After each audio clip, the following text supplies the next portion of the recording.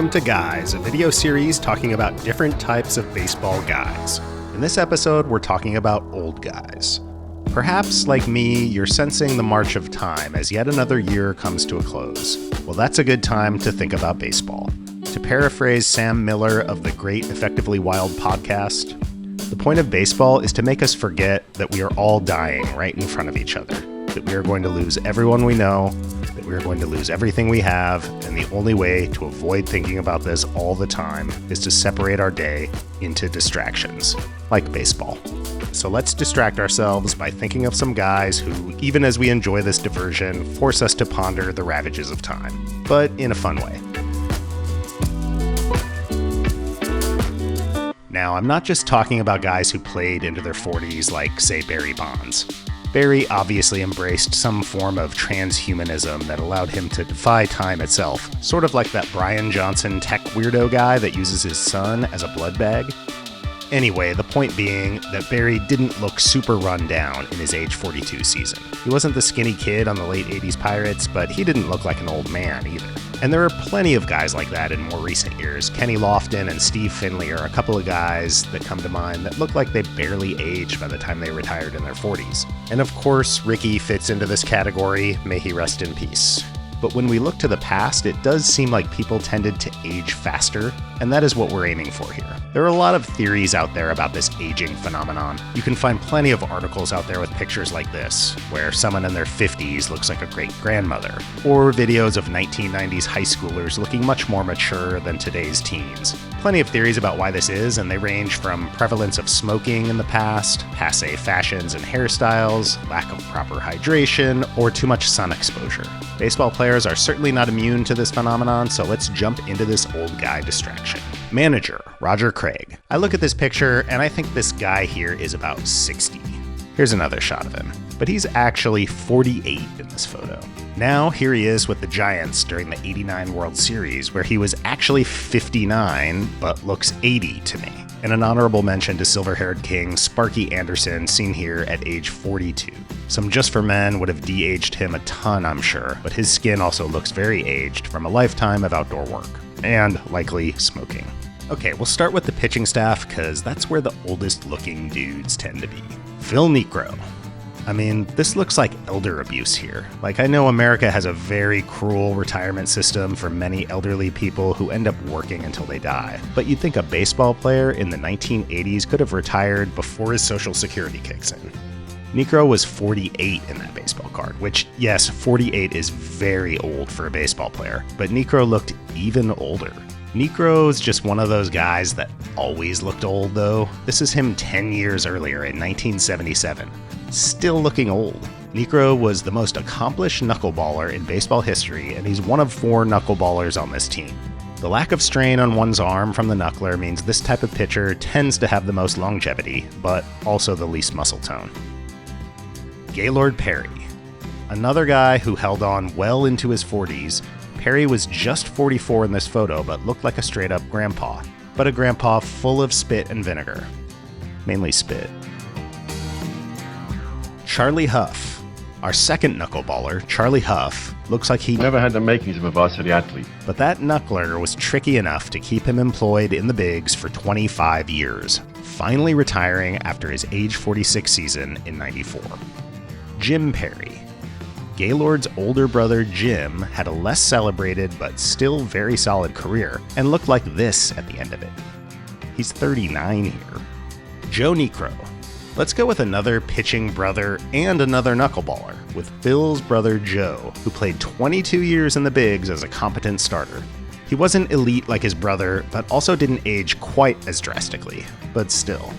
Jamie Moyer. And since this is a roster of old guys, let's add a 6th starter for depth to be safe. Jamie Moyer, who played 25 years all the way until he was 49. He holds the record for oldest player to record a major league win. Bullpen, Hoyt Wilhelm. Another guy who pitched until he was 49, and another knuckleballer. Hard not to include Wilhelm since he pitched forever, but I think Hoyt actually aged pretty well. Here he is in his late 40s, not even graying yet. Satchel Paige. Satchel Paige was obviously a starter during his younger years in the Niekro leagues. He was already 41 by the time of integration in the majors, and he looks pretty incredible for 41 here. But he was able to put up 5 excellent seasons pitching primarily out of the pen. But there's a reason he looks so old in this baseball card. It was a publicity stunt. A's owner Charlie Finley was trying to drum up ticket sales in 1965 for the lowly A's and struck a deal to bring the former KC Monarchs legend back to town to pitch a game at age 59. They went so far as to have Paige sit in a rocking chair before and during the game while a nurse rubbed liniment on his pitching arm. Incredibly enough, the near 60-year-old Paige threw 3 scoreless innings against the Red Sox, giving up only 1 hit, a double to Carl Yastrzemski. Don Mossy. We'll stick with the 1965 Kansas City A's for another reliever, ear guy Don Mossy, who was amazingly only 28 in this photo, and 36 in this one. Scott Aeson. This is a more recent player, a rarity on this list. Aeson is 37 in this photo, but to my eye looks like he could be about 50. Jesse Orosco. Even when Orosco was young, you sensed a strong geezer aura. I don't know why. But by the time he was over the hill, yet still on the mound, it looked like he was definitely embracing geezer mindset. Catcher Ron Karkovice. Now, you might be saying, what about Carlton Fisk? Yes, Pudge played well into his 40s, an exceptional feat for a catcher, but weirdly, Fisk didn't look all that old when he retired at age 45. Now, he looks great for 45 in my opinion here. But Ron Karkovice? I do not know what's going on there. My man is 22 years old in this picture. I'm not messing with you. Here he is prior to his MLB debut when he was 21.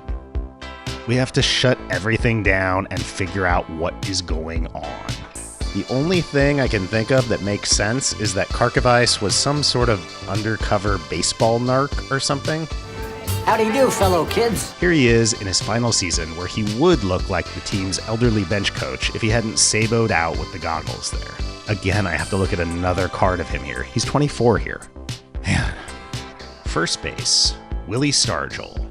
Pops was looking more like Grandpops by the early 80s. Second base, Omar Vizquel. I wouldn't say that Omar prematurely aged that much. I suppose he looks his age, mid-40s here, but it's also a bit bizarre to see a guy that age playing middle infield.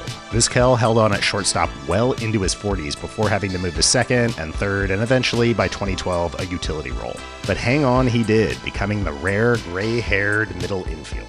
Third base, Wade Boggs. I'm going to go with Wade here, even though he doesn't look too bad. By the time he got to Tampa, he had the old male pattern baldness thing going, for a while at least.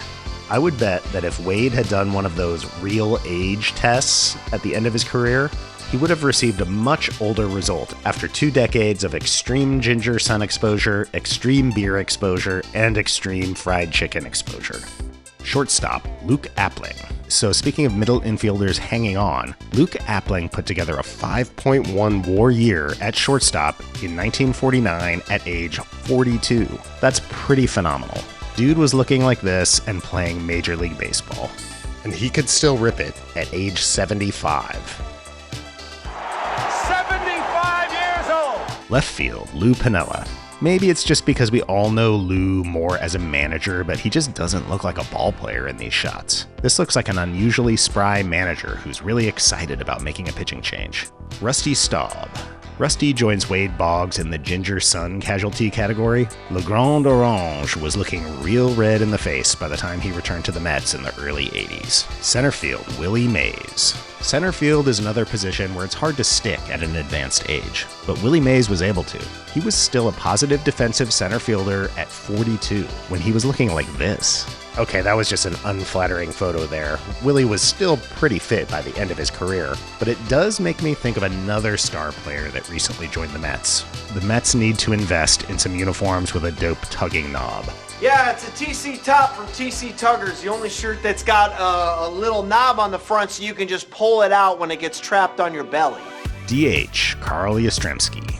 Yaz is another guy who played forever. Here he is in his age 43 season, where he was looking like a bit of a geezer, but was still an above-average hitter, which is pretty incredible. Must have been all the fitness bread he ate. Okay, for my bench, I've got the late, great Pete Rose at first base.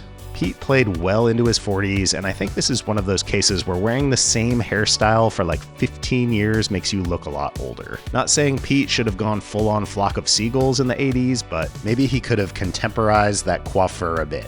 Infield, Julio Franco.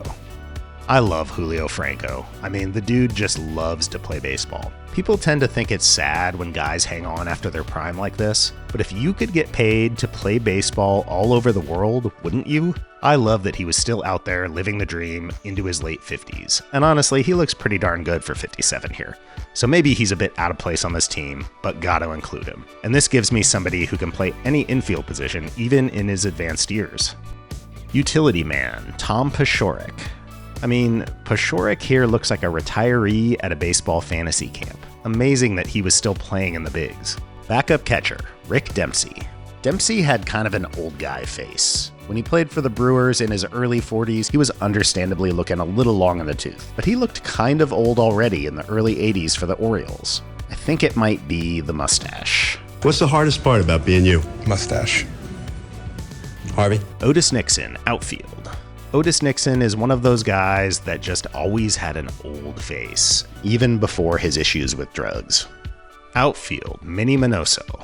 Minnie Minoso practically looking like Father Time in these 1981 baseball cards. And of course, this one is another PR stunt like Satchel Paige. Minoso came back once in the 70s and once in 1980 when he was 56 to be the first player to play in 5 decades in Major League Baseball. Minoso went 0 for 2 in 1980, but in 76 he did become the oldest player to record a base hit at age 52.